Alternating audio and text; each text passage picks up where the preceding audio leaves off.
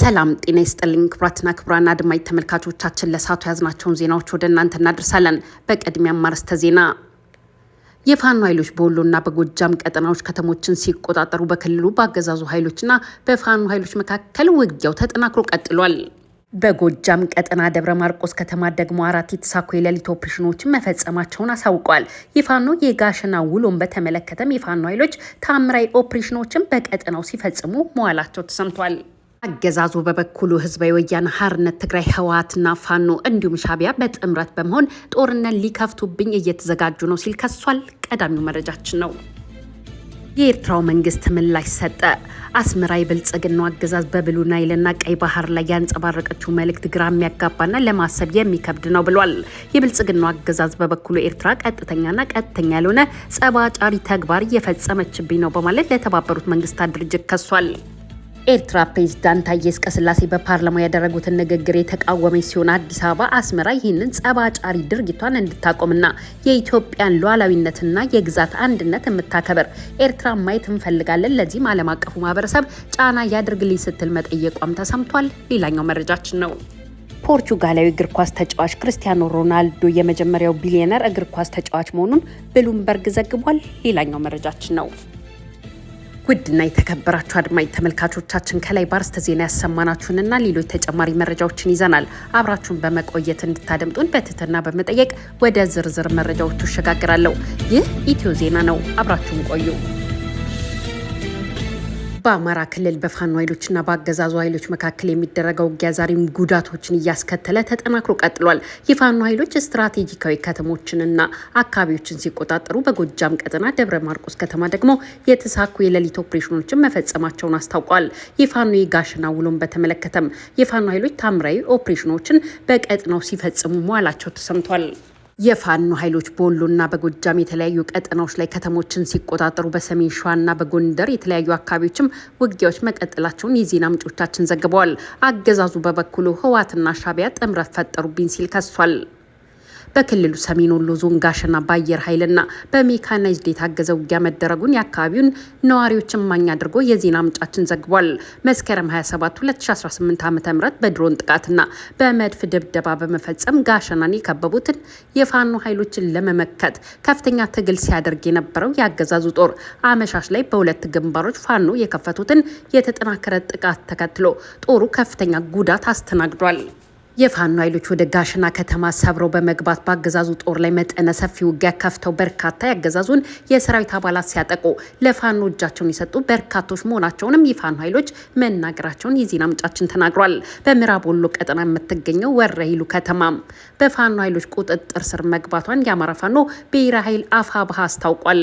በቀጠናው የሚንቀሳቀሱት የአፋብኃ ሁለት እዞች አሳምነውና ሚኒሊክ እዝ በጋራ በወሰዱት የማጥቃት እርምጃ ነው ወረኢሉ ከተማን ከአገዛዙ ኃይሎች ነፃ ማውጣት የቻሉት። ጋሸናና በሌሎች አካባቢዎች የሚደረገው ውጊያ ዛሬም ተጠናክሮ የቀጠለ ሲሆን የፋኖ ኃይሎች ከወልዲያ እስከ ደሴ ያለውን መንገድ ቆርጠው በመያዝ የአገዛዙ ኃይሎችን መንቀሳቀሻ አሳጥተዋቸዋል። ወልዲያና ደሴ አዋሳኝ አካባቢዎች ያሉ መንገዶችንም በሙሉ ቆርጠው የያዙት የፋኖ ኃይሎች ወደ ጋሸናም በመጠጋት በአገዛዙ ኃይሎች ላይ ከፍተኛ ጥቃት መፈጸማቸውን እና ከበባቸውን ማጠናከራቸውም ታውቋል። በእንዲህ እንዳለ በሰሜን ሸዋ ዞን በቀጠለው ውጊያ ከፍተኛ ሰብአዊና ቁሳዊ ጉዳት መመዝገቡ የታወቀ ሲሆን የፋኖ ኃይሎችም መጠነኛ ኪሳራ ማስተናገዳቸው ተሰምቷል። በዚሁ በሸዋ ቀጠና በቀጠለ ውጊያ በዞኑ ሚዳ ወረዳ ሀጎባያ በተባለ አካባቢ እንዲሁም አጎራባች የጀማ ደጋሎ ወረዳ በጌማዳ አካባቢ የፋኖ ኃይሎች በከፈቱት ጥቃት ያገዛዙ ኮማንዶና አየር ኃይል የጦር አባላት ላይ ጉዳት ማድረሳቸውን የአማራ ፋኖ ህዝባዊ ድርጅት ሸዋ ጠቅላይ እዝ አሳውቋል።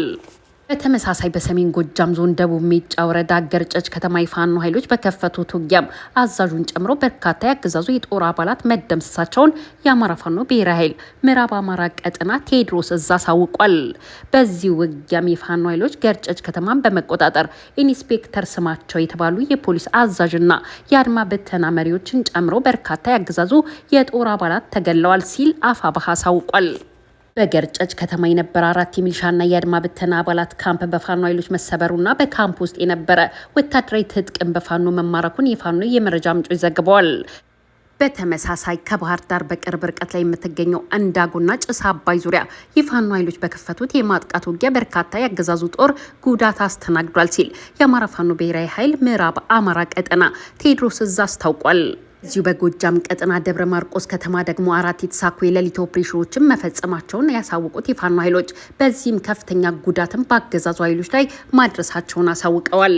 በባህር ዳር ዙሪያና በቅርብ ርቀት ባሉ ቦታዎች ላይ የተደረገውና በአገዛዙ ኃይሎች ላይ ከፍተኛ ጉዳት ያስተናገደውን ውጊያ ተከትሎ የአገዛዙ ምክትል ኢታማዦር ሹሙ ጀነራል አበባው ታደሰ አሁን ላይ የፋኖ ኃይሎችን ከጎጃምና ከደቡብ ጎንደር ጠራርገን አስወጥተናቸዋል ባሉ ማግስት መሆኑ ደግሞ መነጋገሪያ ሆኗል።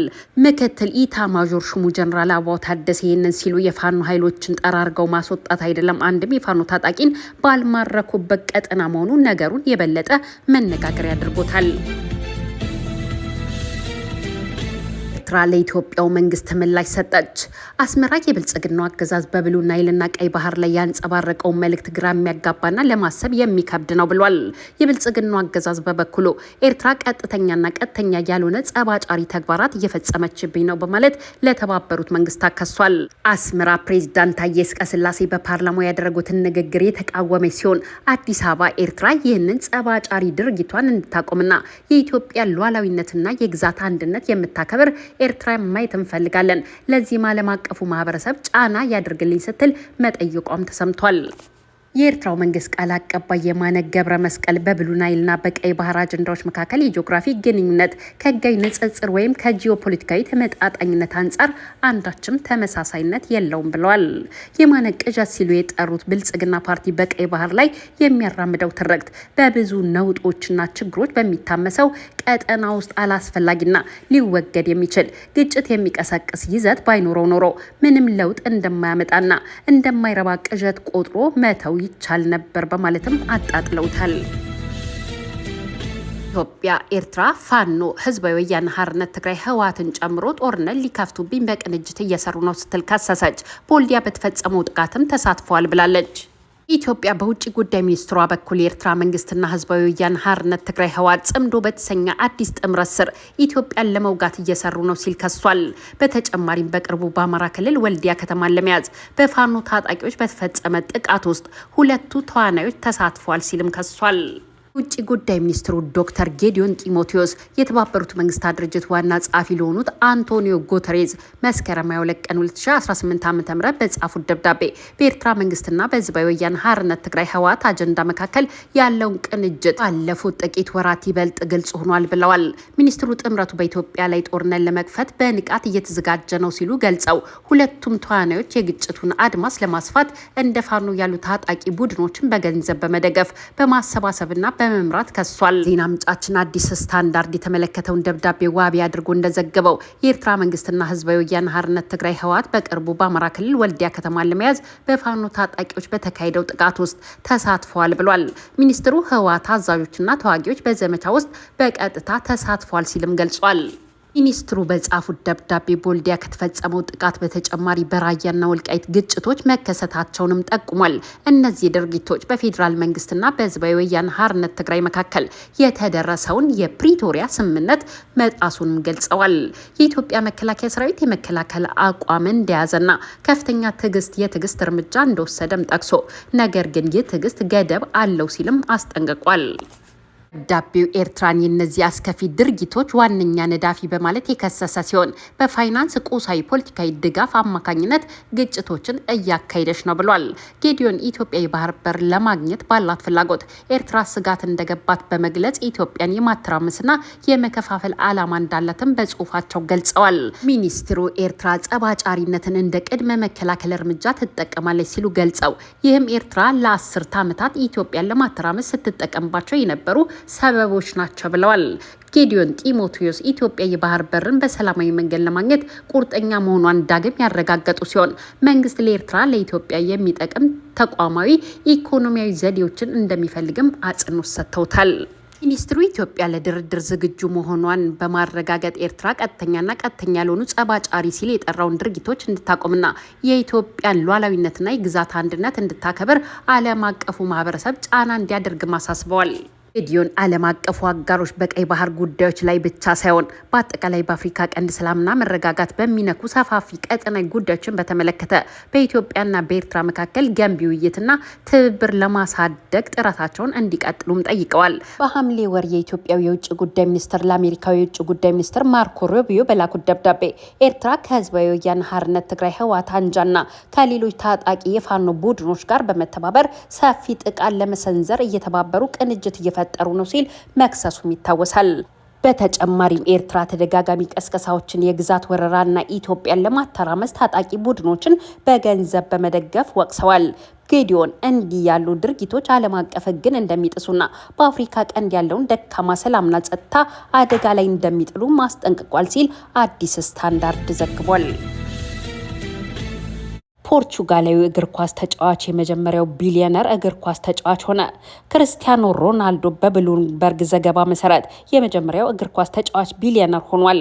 የዓለምን ሀብታም ሰዎች የተጣራ ገቢ የሚከታተለው ብሉምበርግ ቢሊዮነር ኢንዴክስ የ40 ዓመቱን ፖርቹጋላዊና ያልነስር አጥቂ ሀብት ለመጀመሪያ ጊዜ ተመልክቷል። የሀብት ምዘናው በተጫዋችነት ዘመኑ የሚያገኘውን ያሉትን ኢንቨስትመንትና የማስታወቂያ ክፍያዎችን የተመለከተ ሲሆን የሮናልዶ የተጣራ ሀብትም 1.4 ቢሊዮን ሆኗል ብሏል። አውሮፓውያኑ አቆጣጠር ከ2002 እስከ 2023 ባሉት ዓመታት ብቻ ከደሞዝ ከ550 ሚሊዮን ዶላር በላይ ማግኘቱን እንዲሁም ከንግድ ስምምነቶች ናይኪን ጨምሮ ከሌሎች ስፖንሰሮችም በዓመት 18 ሚሊዮን ዶላር እንደሚያገኝም ተዘግቧል። ሮናልዶ የሳውዲ አረቢያውን አልናስር እንደ አውሮፓውያን አቆጣጠር በ2022 ሲቀላቀል በእግር ኳስ ታሪክ ከፍተኛ ነው የተባለውን 177 ሚሊዮን ፓውንድ በመቀበልም ምርጡ ተከፋይ መሆን የቻለ ነው። ክርስቲያኖ ሮናልዶ።